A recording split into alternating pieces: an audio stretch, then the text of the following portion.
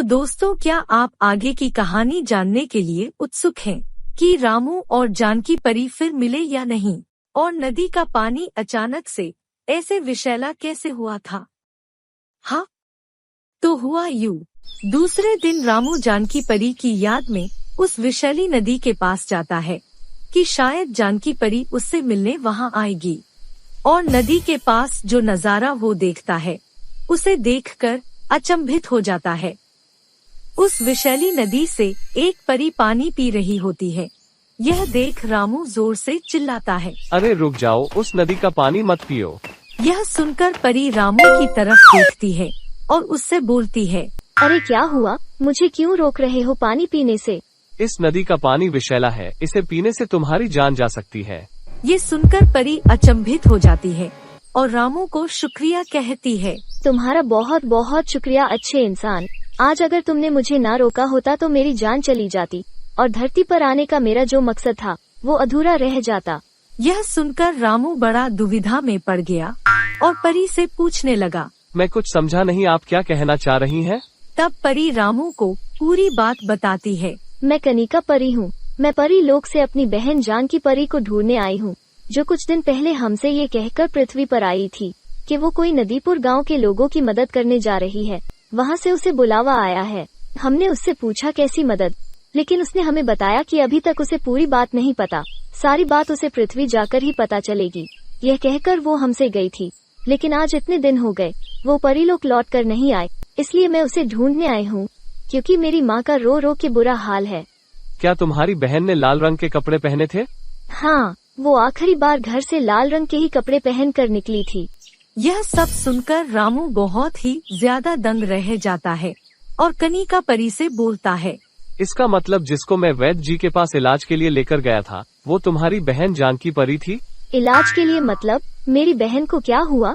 जानकी परी ने इस विषैली नदी का पानी पी लिया था। जब मैंने उसको देखा तो वो यहाँ पेड़ के पास बेहोश पड़ी थी, तो मैं उसे जल्दी से इलाज के लिए गांव के वैद्य के पास ले गया था। तो मुझे उस वैद्य के पास ले चलो, मेरी बहन वही होगी। नहीं, वो वहाँ नहीं है। वैद्य जी ने कहा था कि जानकी परी इलाज के बाद ठीक होकर अपने परीलोक वापस लौट गई। लेकिन उस दिन के बाद जानकी परी तो परीलोक वापस आई ही नहीं, उसे वहाँ किसी ने नहीं देखा।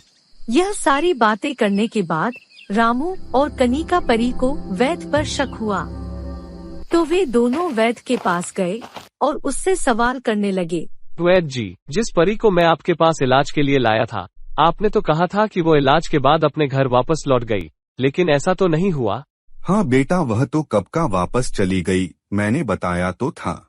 यह सुनकर कनिका परी को बहुत गुस्सा आया और उसने अपने जादू से वैद्य को ऊपर लटका दिया और उससे कहने लगी, ये ऐसे नहीं बोलेगा, इसी ने मेरी बहन को कहीं छुपा दिया है। अब तू सीधे सीधे मुझे बताएगा कि मेरी बहन कहाँ है, या फिर तेरी मैं अभी अकल ठिकाने लगाऊं। वैद्य जोर जोर से रोने लगता है और अपने पति को यूं रोता देख वैद्य की पत्नी बोलती है, नहीं नहीं बेटी, इन्होंने तुम्हारी बहन को कहीं नहीं छुपाया है, वो सच में यहाँ से कब का चली गई। लेकिन मुझे पता है तुम्हारी बहन कहाँ पर हो सकती है। अगर तुम इनको नीचे उतार दो तो मैं तुम्हें बताऊं। यह सुनकर कनिका परी वैद्य को नीचे उतार देती है और वैद्य की पत्नी से पूछती है, हाँ तो बताओ मेरी बहन कहाँ पर है? बेटी, तुम्हारी बहन को शायद पहाड़ी वाली चुड़ैल ने कैद कर लिया है। परीलोक का रास्ता वहाँ से होकर जाता है, तुम वहाँ जाओ, तुम्हारी बहन तुमको वहीं मिलेगी। ये सुनकर रामू और कनिका परी पहाड़ी पर पहाड़ी वाली चुड़ैल के पास जाते हैं, तो वहाँ जाकर उन्हें पता चलता है कि चुड़ैल तो काफी दिनों से बीमार है। अरे मैं तो बीमारी के मारे एक भी परी नहीं पकड़ पा रही हूँ। आज तो परी खुद चलकर मेरे पास आई है, लेकिन इतनी हिम्मत नहीं कि इसे पकड़ सकूं। अब तो रामू और कनिका परी कश्मकश में पड़ जाते हैं कि आखिर जानकी परी को गायब किया तो किया किसने। उधर वैद्य भी साफ निकल गया, इधर चुड़ैल भी। फिर तीसरा कौन है जिसने जानकी परी को गायब किया?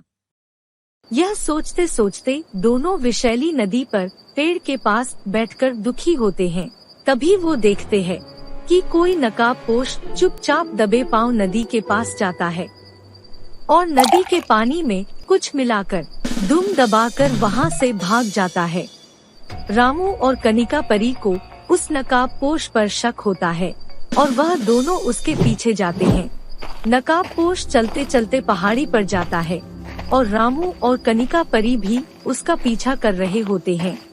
फिर चलते चलते नकाबपोश एक गुफा के बाहर रुक जाता है और इधर उधर देखने के बाद गुफा के अंदर चला जाता है। रामू और कनिका परी भी नकाबपोश के पीछे गुफा के अंदर चले जाते हैं और गुफा के अंदर जो नजारा वो देखते हैं वो बहुत ही चौंकाने वाला होता है। गुफा के अंदर जानकी परी को रस्सियों से बांधकर रखा होता है और वह नकाबपोश कोई और नहीं बल्कि वैद्य की पत्नी होती है, जो जानकी परी पर चिल्ला रही होती है।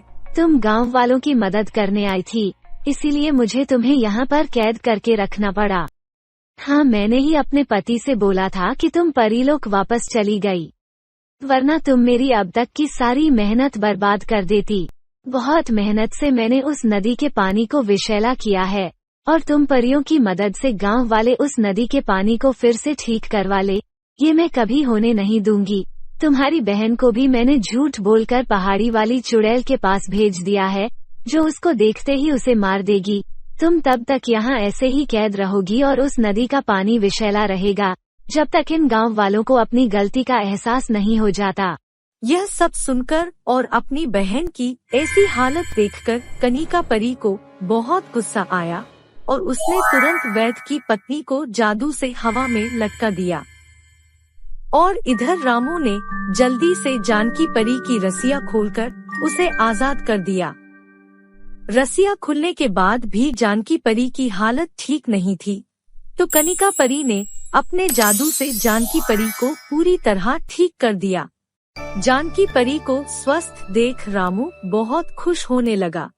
और फिर इस सब के बाद कनिका परी गुस्से में वैद्य की पत्नी से पूछती है, आखिर क्यों तुमने उस नदी का पानी विषैला किया? किस बात की दुश्मनी तुम गांव वालों से निकाल रही हो? तब वैद्य की पत्नी रोते रोते बोलती है, बहुत साल पहले वो नदी मेरे एकलौते बेटे को खा गई। मेरा बेटा उसमें डूबकर मर गया और यह गांव वाले खड़े होकर तमाशा देखते रहे, लेकिन किसी ने मेरे बेटे को नहीं बचाया। इसी बात का बदला मैं इन गांव वालों से ले रही हूँ। मुझे माफ कर दो, तुम्हारी बहन से मेरी कोई दुश्मनी नहीं है। यह सुनकर कनिका परी को वैद्य की पत्नी पर दया आ जाती है और वो उसे छोड़ देती है। और फिर सारे गांव वालों को वैद्य की पत्नी से माफी मंगवाती है।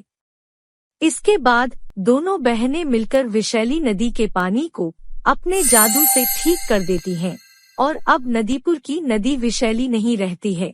यह देख गांव वाले बहुत खुश होते हैं। फिर जानकी परी रामू से अपनी जान बचाने के लिए शुक्रिया कहकर कनिका परी के साथ परीलोक लौटने लगती है। तब रामू दुखी होकर जानकी परी से बोलता है, जानकी परी तुम मत जाओ, मैं तुमसे बहुत प्यार करता हूँ, तुम मुझसे शादी कर लो। जानकी परी भी रामू को कहीं न कहीं पसंद करने लगी थी, क्योंकि उसके अनजान होने के बावजूद रामू ने उसकी जान बचाई। इससे पता चलता है कि वह कितने साफ दिल का इंसान है।